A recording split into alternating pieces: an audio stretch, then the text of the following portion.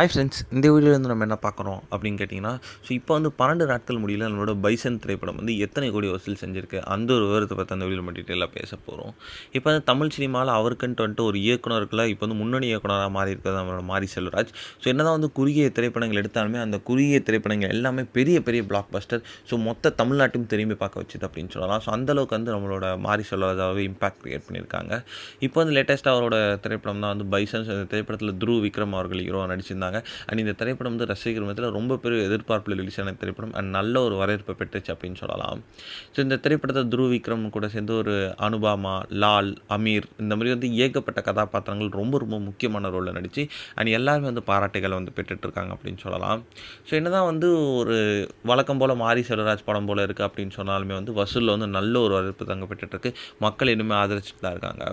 12 நாட்கள் முடியல கிட்டத்தட்ட 63 கோடி வரைக்கும் வந்து வசூல் செஞ்சுருக்குங்க. இது வந்து நல்ல ஒரு வசூல் அப்படின்னு சொல்லலாம். போகும் நாட்கள் எத்தனை கோடி வசூல் செய்யுது அப்படின்னு வெயிட் பண்ணி தான் பார்க்கணும்.